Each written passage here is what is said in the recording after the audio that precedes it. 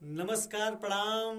हम गायक प्रमोद योगिया और आप सब लोग के पाँव छू के प्रणाम करतानी। आज हम आइल बानी कृष्णा म्यूजिक स्टूडियो मजुई सादात गाजीपुर में, और यहाँ हमार कुछ होली के गीत के ट्रैक बनल बाटे और यहाँ ट्रैक बन गईल बा, खाली अब गावे के बा। और स्टूडियो के मालिक हमारे बड़े भाई दिनेश यादव जी, इनका बहुत सहयोग रहता है और ये हर गरीब से गरीब, बड़े से बड़े कलाकार को सेवा भाव देते रहते हैं। अगर पैसा नहीं है तो कोई बात नहीं है, गाना गा लीजिए। मिक्सिंग भी करते हैं खुद और बढ़िया से मिक्सिंग करके ये गाना को देते हैं लोगों को।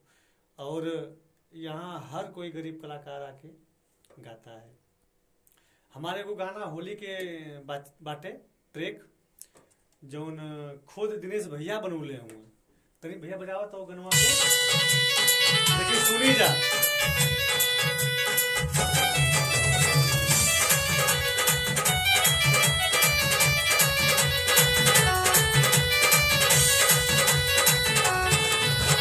चढ़ते फगुनवा सुनर साली लागेलु बड़ी हसीन।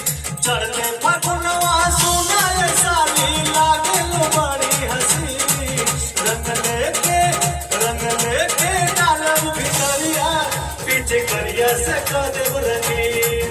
रंग लेके डालब भितरिया, पीछे करिया से कदेब रंगीन।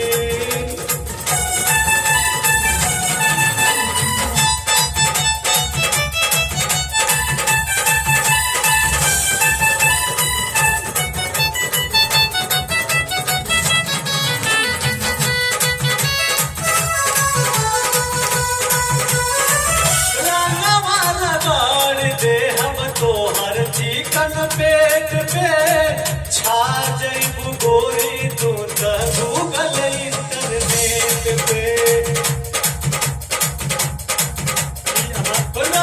वाला कर दे हम तो हर चिकन पेट पे छा जइबू गोरी तू त गूगल इंटरनेट पे। करे दर्द मन मानी सुना टोका टाका जी।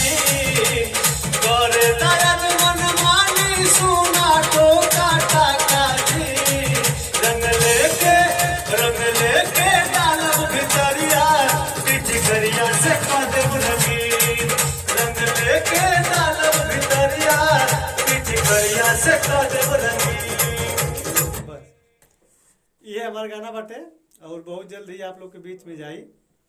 और बस आज इतना ही, फिर मिलब अगली वीडियो में। नमस्कार प्रणाम।